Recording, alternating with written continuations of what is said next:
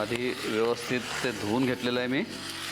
आणि आता हे आपण या मसाल्यामध्ये थोडंसं परतून घेतो आहे. आणि आता आपण खडा मसाला टाकू. खडा मसाला मी आधी नाही टाकला, याचं कारण ते आहे की ते मसाला जळायला नको, त्या दृष्टीने मी आता मटण परतून घेतल्यानंतर आता याच्यामध्ये टाकतो आहे मसाले. आता याच्यात जाऊया. तेजपान, एक छोटंसं पीस दालचिनीचा, 2-4 लवंग, एक बडी इलायची आणि एक 2-4 छोटी इलायची, उरलेला कांदा,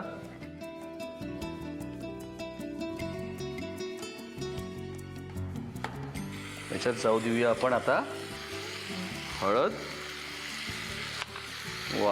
लाल तिखट आणि थोडी धणेपूड, थोडासा किंचित स्टॉक. याला जरा भुनायचं आहे छान. मटण आपण भुनून घेऊया छान. एक 4-5 मिनटं याला मी आता हे असं छान परतून घेतलेलं आहे. आणि आता याच्यात टाकतोय एक 1.5 चमचा काजूची पेस्ट, त्याचबरोबर एक 2 हिरव्या मिरच्या. याच्यात जाणार आहे स्टॉक, मटन स्टॉक टाकलेला आहे.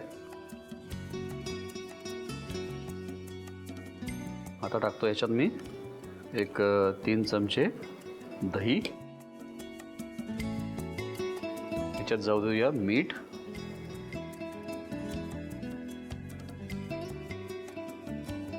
आता याच्यात टाकतो थोडीशी जायफळाची पूड. आणि आपण याच्यात हे बेसन टाकतो. 1 चमचा मी हे बेसन टाकणार आहे. आणि टाकल्यानंतर आपल्याला त्याला थोडंसं हलवून घ्यायचं आहे बस. आणि जसं हे मटण शिजेल ना आणखीन तसा रंग चढेल त्याला छान, मसाल्याला, ग्रेव्हीला रंग पण खूप छान चढेल आणि चव पण. बस मंडळी, आता शिजवतो याला मंद आचेवरती. याला शिजवणार आहे. याला एक पाऊण तास 1 तास याला लागेल शिजायला छान मटण. आता याला 1 तास झालेलं आहे. हे छान शिजलं पण आहे मटण. मी हे बोलमध्ये काढणार आहे, पण त्याच्या आधी मी याच्यात टाकतो आहे थोडंसं केवडा वॉटर.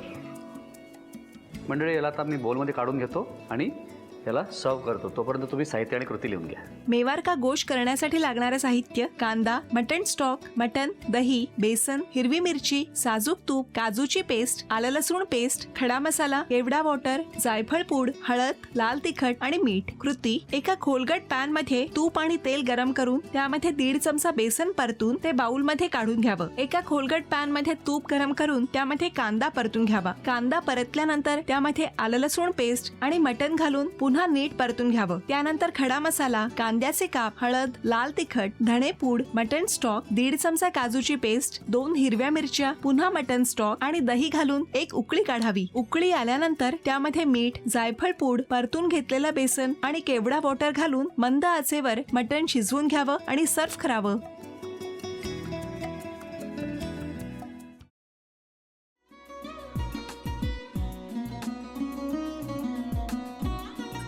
लावू का?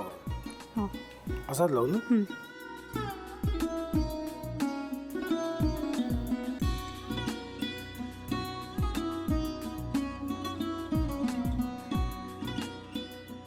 आता काय करायचंय? आता आपण ड्राय स्टफिंग दुसरं काय करणार आपण त्यात? आपण ह्याच्यात मेयोनीज न टाकता बाकीचे सगळे साहित्य टाकायचे. अच्छा, हे सगळं.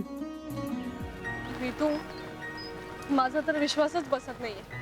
म्हणजे अगं बहिणी आमचं लग्न व्हावं म्हणून किती प्रयत्न करत होते आणि ते सगळं करताना ती शिवच्या आम्हाला माहिती पुरवते.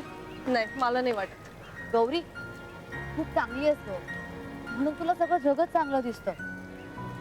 पण शिव उगाच बोलला असेल का? त्याच्यावर विश्वास नाहीये का तुझा? शिववर पूर्ण विश्वास आहे मी माझा. पण तो आता हे जे काही करतोय ना, म्हणजे निशा बहिणी समोर त्या राधिका सोबत फिरण्याचं नाटक वगैरे, ते त्याचा काही उपयोग होणार नाहीये. अगं असं कसं म्हणतो? अगं निलिमा, जतीन भाईंचा कॉल आहे. हो माहितीये. रिसीव कर ना.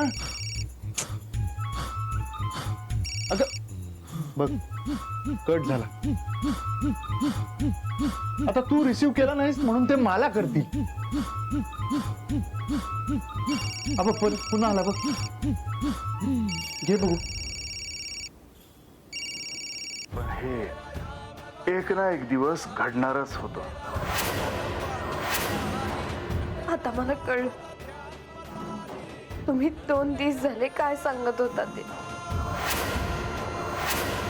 बनू हे संकेत असतात आणि हे ठरवून येत नसतात. मी बाहेर तुमची वाट बघते.